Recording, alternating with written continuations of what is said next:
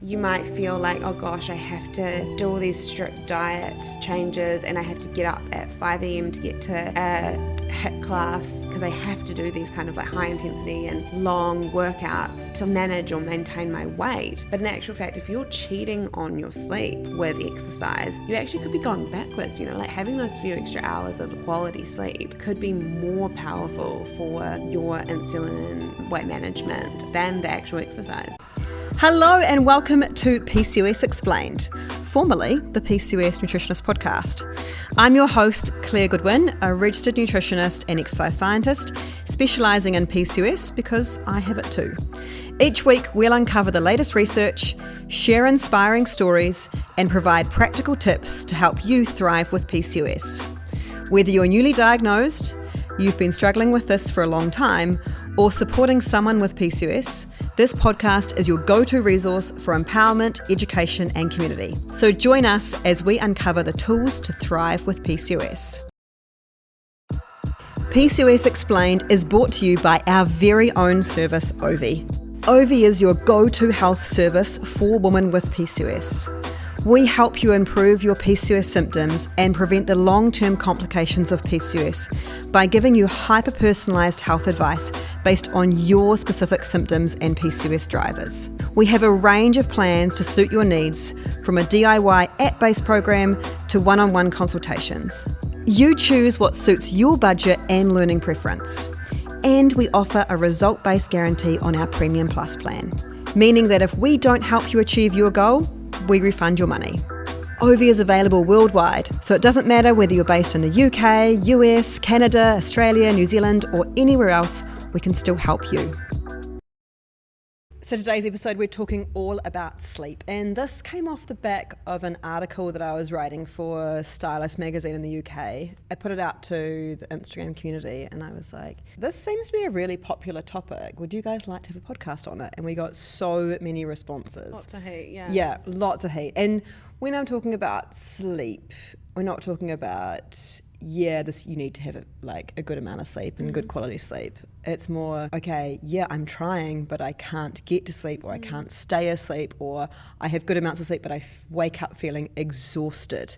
So what we're actually talking about today is not sleep, but sleep disruption and why this can happen in PCOS, what can be the causes, what are the fixes, and why we do need to get this fixed, because it can actually really exacerbate your symptoms. Yeah, for sure. Yeah, so I guess there are a few different ways that we can see sleep being affected. So like you said, you might go to bed at 9 and not have to be up until 7:38. That's so many hours of sleep, yet you're still exhausted the next day, or something might happen during the night that kind of disrupts your quality of sleep, your deep sleep. So we tend to see these, particularly in PCOS, not being able to get to sleep easily. So going to bed but feeling really wired, that kind of insomnia feeling. So not just your head hits the pillow and all of a sudden 1,000 thoughts run through your brain. Another way that this might present is, actually when I put my head to the pillow, I fall asleep pretty quick, but I always seem to wake between 2 and 4 a.m. That's a really common one that we see with clients, and that's something I've experienced as well. So I know the feeling of being why do I always wake up at this point? And then other ones might be that you are sleeping through the night, but like we said, you're just absolutely waking fatigued, you didn't have any sleep at all. And potentially you might not have had that much sleep. Even though you had the quantity, the hours, the quality or the amount of that deep restorative sleep you got actually might have been constantly disrupted. So yeah, we're going to unpack all of these. Yeah, totally. So the first, I'd say all of them are common. Yeah, they're all common. They're all common, but let's start with maybe an easier one to get into, which is that disrupted circadian rhythm or normal wake and sleep cycle, because this is what we see very common. Yeah, and I think how we live in our modern age today exacerbates this, right? So what we're talking about here is the not being able to get to sleep, feeling really wired in the evenings but so exhausted in the mornings. And where that interlinks with our circadian rhythm is that naturally our bodies should want to go to sleep when it gets dark and wake when it gets light, but for a horde of different reasons that's not happening, and actually it can get to midnight and 1 a.m. and we're still wired and needing stimulation rather than cozying down and going to sleep. And you might even feel tired. Yeah. It's really common actually to feel the feeling of, I explain it as tired but wired. I think I'm in that space at the moment, actually. I need to really work on it. Yeah. I was scrolling last night and I just couldn't put my phone down. It was like, it was almost like it was glued to my hand, and I was like in bed knowing, put it down, you got to get up early tomorrow, like da-da-da. But I don't know, it's interesting. It's like, I know I'm tired, but I want the stimulation. I need it. Yeah. It's so addictive, isn't it? It's just that like brain is just like, I need that dopamine hit. I need that dopamine hit. And I mean, there are so many fascinating reasons why that's there. I especially see it in a lot of our patients who are parents, and they're like, I didn't get any of my own time today. That's how I feel, I think. Yeah. That's what it feels. So it feels like that, like pre-bed hour is like my hour. Yeah, and it's like, I need that. Not that I have kids, but but you're busy. Busy. Yeah, you're doing other things, and so you just feel that kind of almost like, this is not fair. I need this time for myself, and I need that kind of dopamine response, and that might be from scrolling, or it might be from watching a Netflix series or reading a really like good book. I mean, the good book tends to be a bit better because you're maybe not on your phone as much and you're not getting that white light stimulation. But yeah, so many reasons why we might be feeling like that when we really know we should be going to sleep. Because like, if you think about it, it wasn't that long ago that we didn't have electricity. light and electricity and things, and so there was nothing to do when it got dark. So you literally went to sleep when the sun went down, and you woke up when the sun got back up again. Like, the world kind of hibernated overnight, and we just don't have that anymore because we have power. It gets dark at the moment here in New Zealand at 5:30, and we've still got hours into the night that we are still doing things and cooking and working, some of us, and taking in all of these bright white light stimulus that we normally wouldn't have been exposed to. And why I have seen a couple of research papers recently pointing towards why there might have been a protective mechanism of people getting more sleep, more rest in that winter period, that real benefit of that kind of hibernation, and then having a more cyclical nature to that, and having slightly less in the summertime. But really interesting. So when we say circadian rhythm, what that means is the sun's natural going down, coming up. Right, that's what circadian is. And it's really interesting because in our bodies we have a hormone that literally mimics this, and it's called cortisol. It's our stress hormone. And so it follows exactly the same pattern as what the sun does, really. So it starts to rise sort of before pre-dawn, meaning that it's its highest at around about like 6 a.m. time. And its job is to help us to wake up feeling refreshed. And then it's like our wakey hormone. Yeah, it is. It's like comes up to peak to wake us up. Yeah. It's like bounce. Bubbling. Yeah, bubbles you up. Yeah. I don't remember feeling like that for a very long time though. And then it quite then sharply decreases with another little peak at about 10 a.m. and then through the rest of the day it just like slowly so it's reduces. Kind of like this, like, beautiful little arc that starts every day. And then it just reduces all the way down until sort of like 9 p.m. where it's at its lowest point all the way through until 3 a.m. or even slightly after 3 a.m, 4, 5, 6 a.m. And then that is the way that it optimally should be functioning. And so that's why you can't just get a cortisol test at any time of day, because it is different throughout the whole day, and we need to measure it at the right time, knowing what it's doing. But what happens is that can be disrupted. So if we're not getting the right stimulus at the right time, so cortisol is released based on that stimulus. So our body's not just releasing it at that time always, it's responding to our environment. So if it's not light in the morning, then cortisol won't rise until later. Or if it's really light at night, then it won't lower until much later. And that's one way that our natural cortisol rhythm can be disrupted. Now, the reason why this is important for sleep is because, I didn't mention it before, but your natural sleepy hormones, so adenosine and melatonin, they can't rise if cortisol's high. So we need that cortisol to be lower at like that 9 p.m. time, to be at its lowest point, to allow those sleepy hormones to start to rise, to allow us to then feel sleepy and go to sleep. Now, if our cortisol's high, it's going to like continue damping those down. So we might not be getting the signals that we are sleepy, and therefore it might be much harder to actually get to sleep at night. Yeah. And what we see when we're talking about our cortisol being high, or often it's referred to as like dysregulated cortisol, what we're kind of seeing is like almost sometimes a flip in how it should be acting. So rather than seeing that beautiful peak in the morning and then it peter down until we get sleepy at night, we can see the opposite. It's really low in the morning and we really struggle to wake up and really struggle to get going in the morning. But then we've got this like peak of cortisol and stress hormones later on in the day, and that's why we're struggling to get to sleep. So for some people it could be they might see more chronically low cortisol. For some people it might be more chronically high. There's so many different profiles, but knowing that the more your cortisol pattern deviates from the circadian rhythm, probably the more likely your sleep might be disrupted. And this is why we see, particularly with like night shift workers and things like that, you're like manually going against circadian rhythm and going against what your cortisol should be doing. And that's why we can see health effects come out of, you know, night shift work for a lot of people, because our bodies not get up to work through the night. Yeah, Absolutely. It is a really hard one. The night shift thing is a really hard one to deal with. But so many things can affect that disruption that we don't realise. Like so many things can affect that cortisol rhythm. So as I said before, just exposure to light at the wrong time can be a big one. So not getting enough light in the morning. So our cortisol is responding to seeing light. So if we're waking up, we're not going outside, we're working from home, we just go from getting up, have a shower, have our breakfast straight to our desk. Our eyes are never seeing our eyes are never seeing that sunlight, and so our body is not getting the signal like, hey, cortisol, you need to rise now, you need to actually, you know, rise so I can wake up.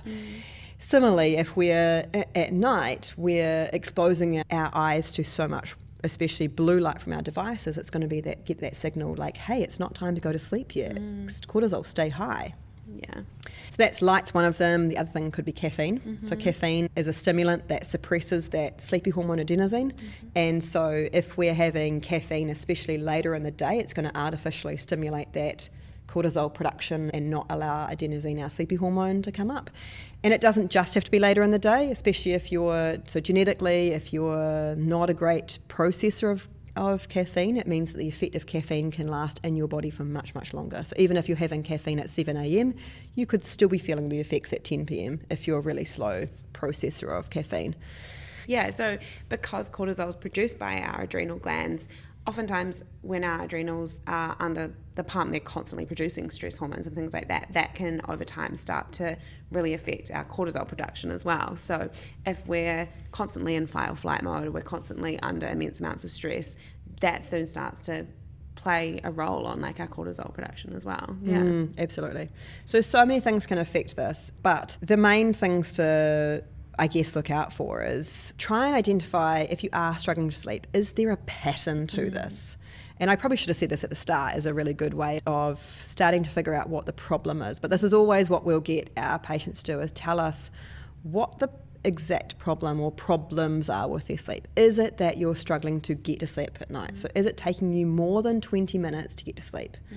Once you kind of like put down your book or turn off your devices, or like your head hits the pillow and you're actively trying to get to sleep, is it taking you longer than 20 minutes? If not, okay, is it that you're waking at that 2 to 3 a.m? Is it that you are sleeping, if you think you're sleeping through the night, but you're just waking up really tired?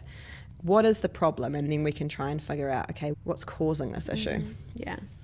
So the second part in going on that circadian cortisol disruption would be if you're waking between 2 and 3 a.m. Which is, me. And I've experienced this like a lot. And I think it is that, again, like that peak of cortisol is happening in the middle of the night for me. And potentially for some people there might be a double peak in cortisol, so you might still wake in the morning. I definitely didn't. I mean, I felt a bit more tired, but I could still get up and get going. But I must have had like a secondary peak during the night, and it would just drive me awake. Yeah. So lots of things can cause this. But generally you would know Lots of people say they know because they wake up and they're like, look at the clock and it's like, oh, 3 a.m. again. Yeah. Sometimes you might not remember this. You can definitely see it in like wearable devices, especially like an Oura ring or something you can see if you're waking up then.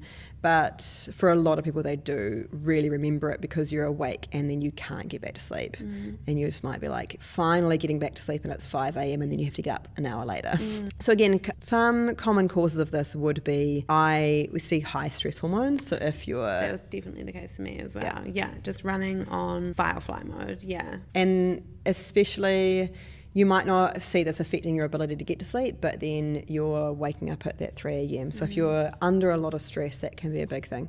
The other thing can be if your blood sugar is not completely balanced, and the reason for this is that blood sugar often dips at 3 a.m. and so if your blood sugar gets low, then your body is going to release adrenaline to try and bring that up, because your body is like, oh, we can't have too low blood sugar, it's dangerous, our brain needs sugar, this is not a good thing. So one way that it can bring that blood sugar up without you going and eating something is actually just to release adrenaline, and that releases sugar from your liver into your bloodstream. But the other side effect of adrenaline is it's that fight and fright hormone, and so of course it's going to wake you up.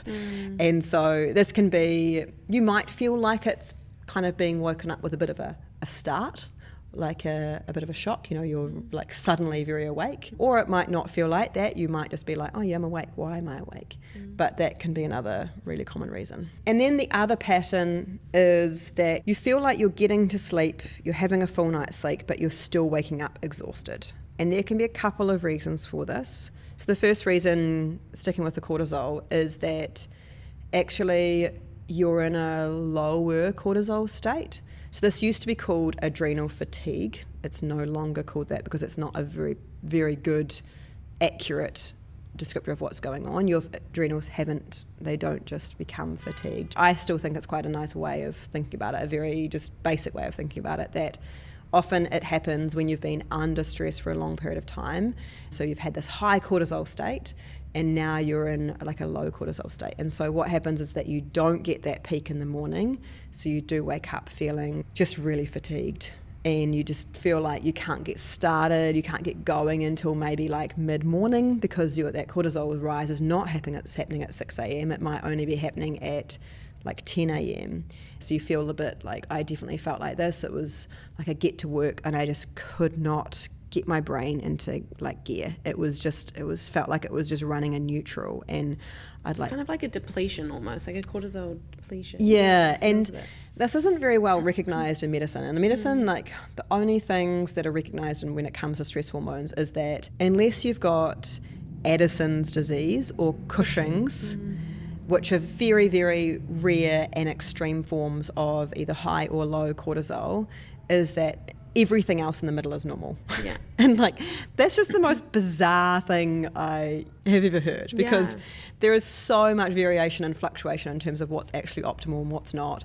But in medicine, it's like, oh, well, unless it's these things, you're normal and there's nothing we can do for you. Yeah, and I can see where they're coming from as well, because it's like, okay, medicine maybe isn't, whilst we see it as like, the gold standard of health or whatever, it's really actually like triaging, right? And like what sleep, and what we're learning more and more now, and I think you'll all be aware that sleep is just becoming such a prominent pillar of health at the moment, because it really is. It's like what we spend half our life doing, right? And it is there for a reason, and to restore our body and ourselves and our brain particularly. It's like the brain is the biggest part what sleep is really for. But we really do see that sleep issues or slight differences with being like, I'm a little bit tired or this or that, it's not really a triaging situation. It's more like a optimal living. How can you live your life to the fullest? How can you feel the best? Like, how can we go for health? And that's where medicine kind of are like, well, it's not really our domain, I guess, but we still want to, we still can consider these quite serious or quite important scientific things that are going on in our body, right? Totally, yeah. And I totally get that. And it's when a doctor will say, well, you don't have Cushing's disease and you don't have Addison's, therefore you're normal. Yeah. And makes people feel like I'm a hypochondriac because I'm asking these questions. It's just like, so if this is where I get And really there's a real annoyed. lack of a place to go, right? Totally. Like there's no middleman. We understand that maybe a functional medicine doctor is going to help you because they kind of Or do. us. That's exactly what we do. Yeah. Exactly. Bridge the gap. But yeah, there's no one kind of, if you don't realise that there's other people to help support kind of more health as opposed to like the triaging kind of stuff. It's like you might just be looking in the wrong places for help. Yeah. Yeah, totally. I always say it like you're going to your builder asking them to do the electrics for your house and wire your house, and they're like, I don't do that. That's not my job. It's not that it's not important. It's just that it's not what My they do. skill set, Yeah. yeah. But in a building context, it's way more obvious. It's like, oh yeah, well you just need to go and see this person. Whereas in a health, it's a bit weird. There's this kind of hierarchy and there's this, a lot of times, just not accepting that there's an alternative or like dismissing other modalities that happens in health, which I don't think happens in lots of other professions, which is really bad and what we're obviously trying to overcome. A lot of doctors will say there's no such thing as, unless you have Addison's disease or Cushing's syndrome, there's nothing in the middle, like you're fine. And that's not the case whatsoever. So if you are feeling like you have this, you're like, I just can't kind of get going in the morning, it could be that you're in a bit of a low cortisol symptom, or it's that it's just firing at different times. So it's not firing in the morning at like 6 a.m, it's instead firing a bit late in the day, and then you might also have that kind of tired but wired in the evening. It's also a really common pattern where you're really tired in the morning, but then you have this like second wind of energy. You like feel like you're a superwoman between the hours of like 6 p.m. and 11 p.m, but apart from that, like you're struggling to function optimally. So that's one reason why you can feel like that. The other reason is that you're actually having something called sleep disrupted breathing. Yeah. And this is super common in PCOS. Yeah. And kind of what's happening, I guess, in sleep disrupted breathing, or it's also called sleep apnea, is essentially your windpipe or your breathing channels temporarily collapse during the night. And this is where oftentimes, if you're a snorer, or if someone ever has said to you, like your partner or something has said, gosh, it sounded like you stopped breathing for a little bit there in the night, that's a really good sign to maybe go do some more investigation around this. And there are sleep clinics that actually do help with this, and there is apparatuses that you can utilize to help overcome this, because essentially what's happening every time that collapse happens during your sleep, it's going to wake you up, it's going to take you out of that deep restorative sleep. So it's almost like, and I mean, this was a form of torture in wartime, was to wake people as soon as they fell asleep. And they found within a really short space of time, like 48 hours or something, people started to get manic and go crazy. The real physical effects of sleep deprivation is huge. And we see that with like sleep disrupted breathing. If that's happening a couple of times a night, say, that's going to really affect your quality of sleep, and you are going to wake feeling like you've been hit by a bus and that you've had no sleep, because really you've kind of been pulled out of it every time you've got into that. Totally. Because it's very similar to that low blood sugar before, when I said that when you've got low blood sugar, often happens at like 3 a.m, your body will release adrenaline. Same thing, if your airway's collapsing, your body's going to release adrenaline and be like, wake the hell up and start breathing again. Yeah. And there's nothing like adrenaline to pull you straight out of that sleep. You're right, it very commonly happens as soon as you start to go from that light sleep, because we have 3 phases of sleep. We have light sleep, REM sleep, and then deep sleep. And so as soon as you kind of go from light sleep into REM sleep or deep sleep, that's when the airway collapse is more likely to happen. Yeah. And there's so many different reasons, like as you get more into those deeper sleep, your body's functioning in kind of different ways, and in some cases as well, you might not actually wake, like you might not feel like you've woken through these sleep disrupted breathing. Your body might just pull back into it, pull back into breathing. So yeah, you might be like, well, I slept all night, but there are some really good indicators of if this is at play for you. So yeah, and I think the really interesting thing is that the research is now showing that up to 35% of people with PCOS have sleep disrupted breathing. Yeah, and it's really a third. That is crazy, isn't it? It is crazy, and it does come up with clients all the time. Yeah, we're often referring people for sleep studies and to have a look at this, especially if we're then seeing some of these really clear indicators of sleep disrupted breathing, like snoring or daytime sleepiness, or we have a clinical questionnaire that we go through with patients if we suspect it. So yeah, when I was doing this article for Stylist, I was just reviewing all of the more recent research, and that's what the current recent research is showing. 35% have sleep apnea, and that if you've got PCOS driven by insulin resistance, you're up to 30 times more likely to suffer from sleep disordered breathing than someone without PCOS and insulin resistance. Exactly, because sleep disrupted breathing or sleep apnea is really linked with the insulin piece, and why it's really common as well. People who are pre-diabetic or type 2 diabetes too, so there's a real link of insulin resistance with sleep apnea. So that's why we do see, it's so much more prevalent in PCOS. Yes, definitely.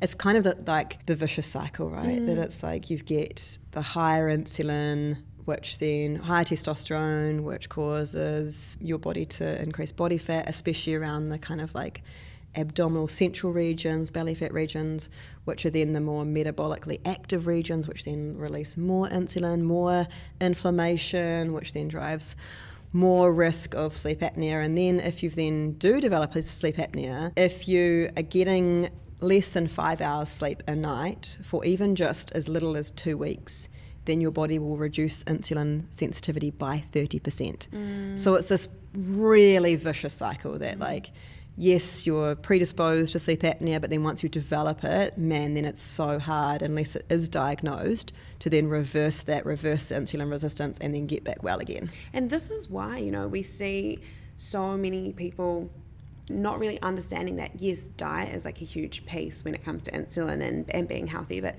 sleep is equally important. If you're not setting yourself up with a good night's sleep, or your body's affecting that quality of sleep, then you're already way back, like your starting line is like 10 yards back from my starting line, because you've had poorer sleep, so everything cast in your body is going to have those knock-on effects. So yeah, I think know that focusing on sleep quality and doing what you can, whether that's like investigating this more, maybe even having to use an apparatus for sleep apnea or something like that, to try and help utilize sleep to improve your insulin sensitivity, to then help that kind of catapult that flywheel like we talk about through diet and lifestyle and all of the things. So sleep is like a huge lever often in insulin resistance, particularly in PCOS, to really help improve our symptoms. Yeah. And I would say it's even more than a lever. It can be like I call it like the big domino. Yeah, huge. Yeah. So like you imagine, oh my God, it's been years since I've played dominoes, but you know how you like stack them all up in a line around, and then you have like the big domino that you then, if you get that right and if you hit it right, then it will just like snake around and like knock over all the other little dominoes. And I think that's the big thing, is when we identify, like you could be doing all the right things and trying to manage what you're eating and how you're moving, but if, as you said, if your starting line is 10 yards back, then actually you're at a massive disadvantage, and actually the sleep thing could be derailing your ability to stick with a lot of these dietary changes, because Sugar cravings, yeah, totally. If you're not getting that sleep, then those parts of your brain that control like cravings, are going to be heightened, and so you're going to be more than likely to crave sugar or really simple carbohydrates. We see like up to 40% increased sugar cravings from like poor night's sleep, so it's really powerful. Yeah, totally. If this is happening for you, if we can knock over that sleep thing, then all the other things are much more likely to fall into place, and you're way more likely to be able to stick with it. And this is why we see like, you might feel like, oh gosh, I have to do all these strict diet changes, and I have to get up at 5 a.m. to get to a HIIT class, because I have to do these kind of like high intensity and long workouts to like manage or maintain my weight.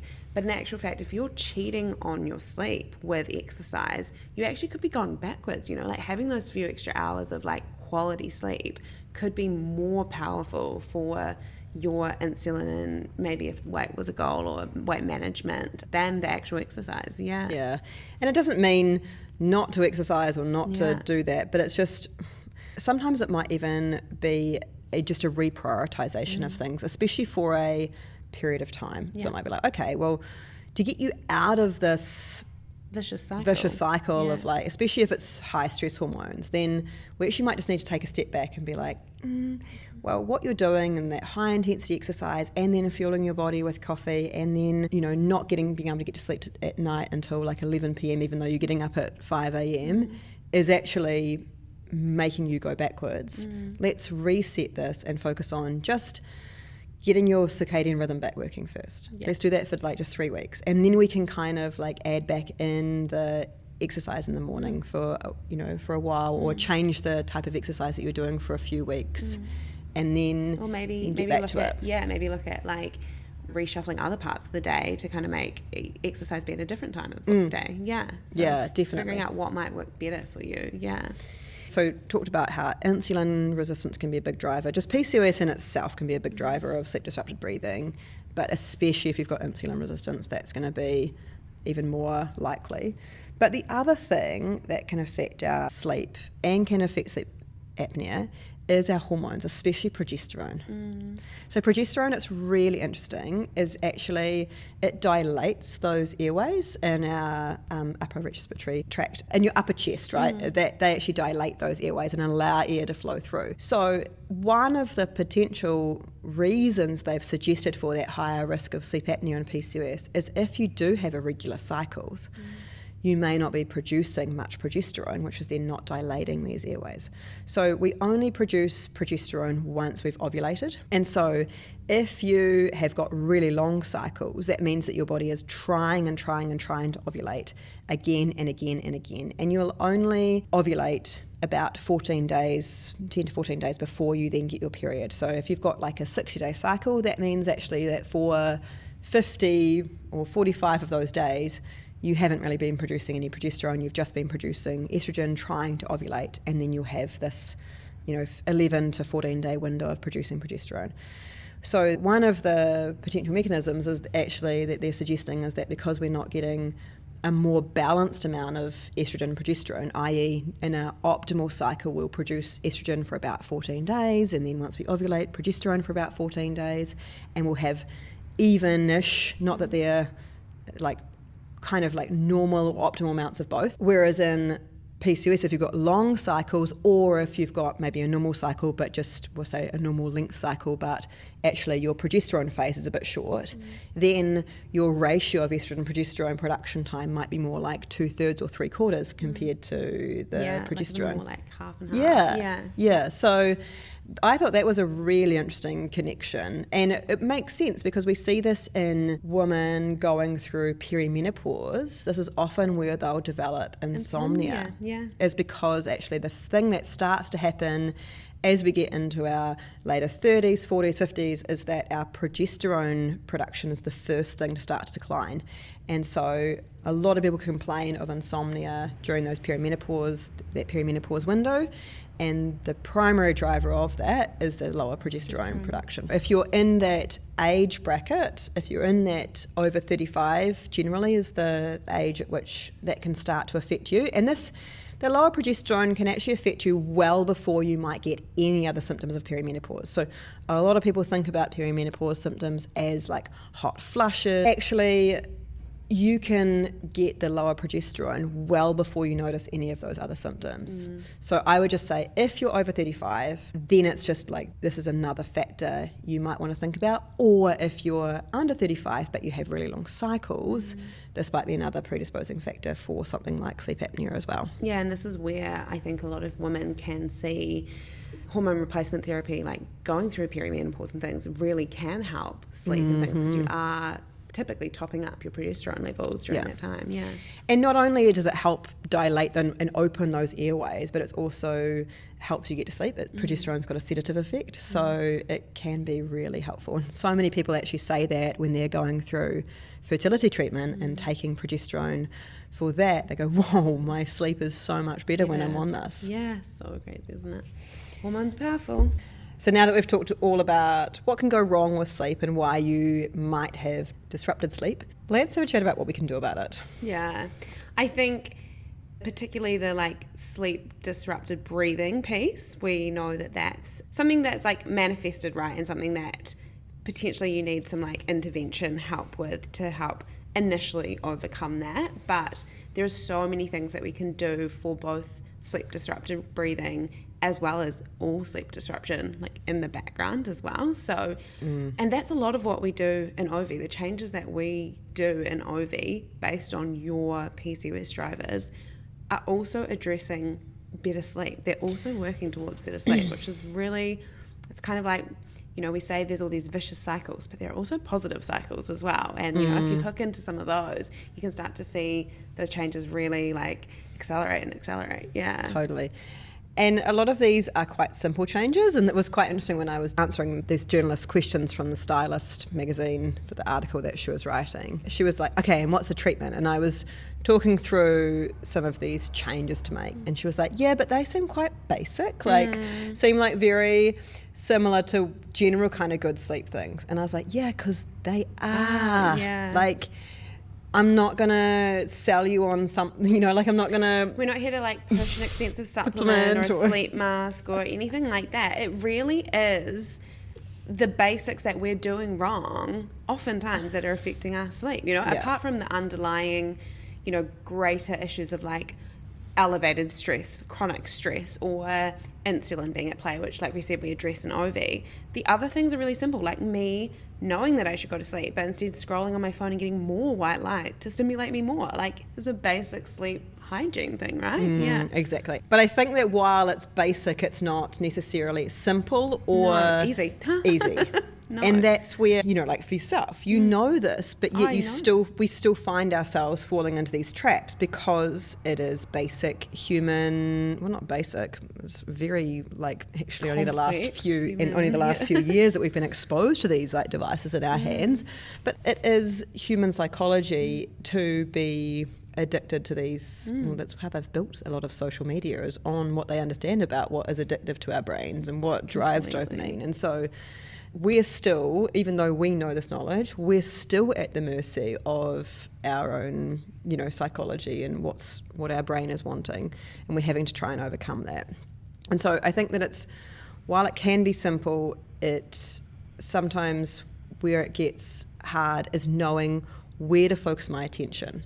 Because I think that's the other thing, is I feel like I'm doing so much. I feel like I'm managing what I'm eating and changing that. And I, like you said before, I need to get up and do a HIIT class at 5 a.m. and I need to do these dietary changes, and I need to, and I need to take these supplements, and and yet it's knowing that actually what's really important to me and being able to focus on that, even if it's just for a few weeks, it can be enough to stop that perpetual cycle, put a wedge in it, as we often say, and then start to turn that back and get the flywheel cranking back the other way to improve your symptoms. Yeah, completely. Because I think it's the same thing as like if you're at this point where you're just like, oh my gosh, the sugar cravings are just never ending and this is never ending, and it's like, well, how can I like stop it? There's like a few key wedges that we can put in to kind of stop these things, and like sleep can be one of them, like quality sleep. I would say I'd be very hard pressed to prescribe exercise over sleep for someone like that, even though that's totally not what you'd read that for someone that's got insulin resistance and maybe they're trying to lose weight, then exercise is the thing they need to be doing. But it's like, well, no, not if you really understand what's maybe driving that person to eat sugary foods or to feel like they just need to keep going. And you've kind of assessed how their sleep quality is, and how they're feeling. And, like, whilst you might say, yes, Sarah's got sugar cravings and so she should exercise more, it's like, okay, but Sarah also, since we've found out through, her OV questionnaire, she actually is waking at between 2 and 4 a.m. or she does actually snore and she's really tired in the afternoon. And so, we do all these extra digging and diving to understand, okay, well, actually, we don't see for Sarah exercise being more important than sleep. Sleep is one of the first things we should maybe look at for Sarah. Yeah. That's personalised lifestyle medicine, right? That's exactly what we think is the gold standard, hence the reason we do this in OV. So if you're trying to solve this now and trying to think about, okay, what would be the first thing I could do? I think go back to that pattern, like trying to, and if you can't see that for yourself immediately, then start to track this every day. Just put it in a calendar or on a note on your phone, something like that. If you are taking more than 20 minutes to get to sleep, if like last night, did that take more than 20 minutes? Did you wake up during the night, do you know? Do you wake up feeling exhausted? And then try and track that and see if there's a pattern. You might find that actually the only pattern is the week before your period. Yeah. And then we go, okay, cool. Well, that's a very common progesterone issues. So let's start there rather than it being a stress-based thing or a blood sugar thing that you're waking up in the night. So first of all, try and identify what that pattern is. If you can identify that, then you're way more likely to be able to get onto the right treatment plan. And these are some of the questions that we would ask you in OV anyway, so it's really good to know this. And then the second thing would be, once you've identified that pattern, then go back and listen into what we said about that particular issue. So if it was the progesterone thing, or if it was, say the week before your period, it's progesterone. So what does that do? How can it manifest? If it's the not able to get to sleep at night, okay, what causes that? And then what could you do about that? So if it is you being on your devices into the evening, could you set an alarm on your phone that when it goes off at 8:30, you turn your devices off, you read a book, Lots have a of phones shower. have inbuilt ones now as Yes, well. true. They put themselves to sleep almost. The technology has technology to utilize as well. And I feel like that a lot of the time it's quite virtual signaling in terms of that they're they know that they're bad, but they're trying to be good. Well, yeah. It's I like know how they're social trying to make media out that shows they're you good. screen time. It's like, would you like to reduce this? It's like, do you really want me to reduce this? But it is. It's kind of like we've ticked the box. Yeah. It's like maybe you need to look at your own tech and how you should be reducing this rather than putting it back onto the user. But yeah, so although I think it's quite a virtue signaling, you're right. They do have some good features that we could utilise. But generally, it is starting to look at some of those basic stuff. Well, basic in the way that you can implement it yourself. You don't need to see a specialist. You don't need to do anything. You could then say, right, in our case, do I just need to try and put my phone, if I can't stop scrolling when I'm in bed, do I just need to leave it out in the kitchen at night? Yeah, exactly. Because I'm not going to get up to start scrolling. Yeah. It's too cold. It's winter in New Zealand. It's too cold to get out of bed. Yeah, I'm not scrolling in the Yeah, so doing something like that, would that be enough to just try and break that cycle? Yeah, and so like we're saying, they're not simple. They kind of are simple. It's like, it's not rocket science. We're not doing anything particularly revolutionary. We're just looking at what are the habits that are helping you set yourself up for the best night's sleep, right? And we go through this in a whole module in OV as well, but yeah, it's definitely coming at your drivers of the sleep disturbance, as well as your general, not attitude, but your general patterns of going to sleep as well, your habits towards sleep, and seeing if you can come at it from both approaches to create a better night's sleep. Yeah. And if sleep is the most important thing for you, and that's what we'll tell you, we'll say, okay, no, while it might be a problem for you, actually we need to put this step in place first, and then this step, and then sleep will probably resolve on its own. So that's the other thing too, same as sugar cravings. Instead of just saying to people, you can't eat sugar, just get it out of your house. We're like, okay, let's actually fix the reason why you're getting the sugar cravings. So sugar is never, ever the first thing that we remove, or we don't even tell people to remove sugar. It just happens naturally once we actually fix the problem. So often once we've put those other steps in place, then sleep may solve on its own as well. And so that's why, for example, if you're waking up between 2 and 3 a.m, that might have actually been resolved by making other changes, and so therefore it's not such a big it doesn't have to be a big change that you have to make because your body sorted it out. Yeah, we see that happening all the time with our clients as well. They say, this was happening, or I might have a one-on-one consult and they've kind of listed all the things that we want to work through, but we focus on, say, the 2 things in the first consult. But then by the second or third consult, some of the things further down the list have corrected themselves completely. And so it's kind of areas of our health don't actually work in pillars. Everything works together. And so we kind of have to think, like you said, hitting one domino will probably hit a few different other dominoes down the track, because they are all quite interconnected. Our body is one unit, it is quite interconnected. Yeah, and a really good example of this would be exactly a patient that I just saw recently she did have sleep issues, was waking between 2 and 3 a.m, did have sugar cravings, was hungry a lot of the time, had a heap of food noise, was struggling with weight gain, was struggling with irregular cycles and acne. All of them had a very similar underlying root problem or underlying driver. And so once we implemented the first 2 changes for her to correct that underlying driver, 90% of those symptoms were resolved. And that's the thing, it's 2 changes rather than, the 15,000 that are shown on YouTube and Instagram and everywhere else. So it's you don't have to be making 50 million changes to see improvements. Like, just knock out the 2 big drivers or put the 2 big wedges in, and yeah, you see that huge improvement. It's like Pareto's law, which is the law of 80-20, which is that the concept that 80% of the problems are caused by this actually 20%. So like a small number of things are actually influencing a bigger. So it's like, okay, this one driver, 1 or 2 drivers are actually causing 10 of your problems. And so that's what we try and identify is those 20% of changes, those small number, they're going to have the biggest impact,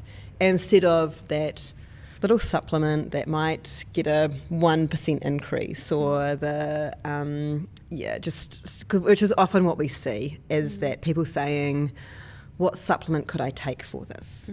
And in many cases it's like, yeah, you could take a supplement for that, but it's probably not going to have a great impact for you. There are so many, and not that supplements are bad, or some of them can be really helpful for us, but it's certainly never the first thing that I would jump to in almost all cases, especially these sorts of things like blood sugar and stress, is that yes, they have a role, but it's never ever the first thing, right? Yeah. It's never the first change we give to someone. They're always like the supporting act. They're like the supporting act to the bigger change. It's like, okay, we might look at the like big changes being sleep, and we could utilize some supplements to help us with sleep, but that's not going to overcome lack of hours because you're getting up too early or going to bed too late or all those things. So it's like they can help promote, like quality sleep if we're doing all the other work to get in the hours and get in the quality and things like that too. They can help, but they're not going to do the thing. They're not going to fix the sleep by themselves, right? Totally. Yeah.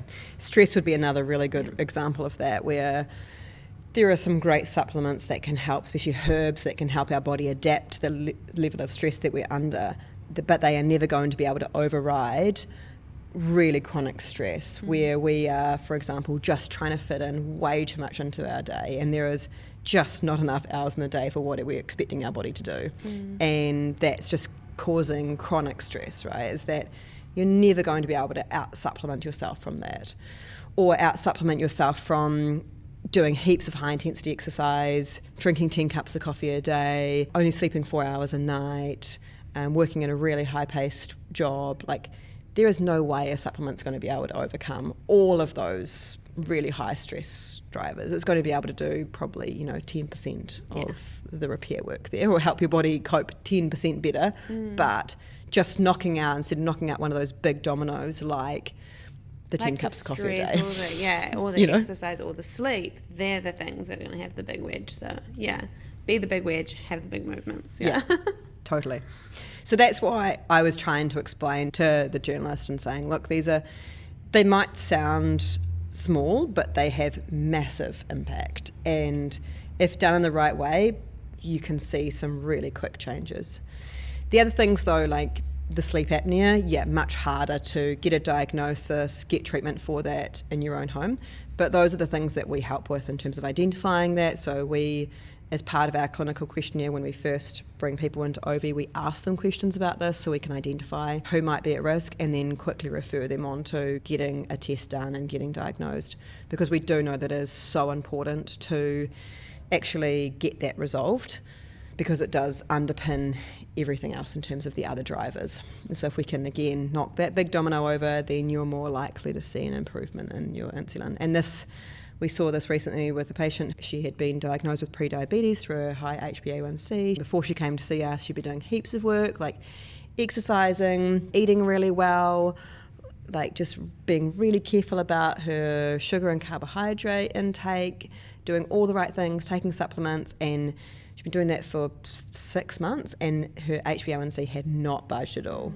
And then we actually found that there was, in this case it wasn't sleep apnea, it was high iron. And when we actually resolved that, then the other things actually improved.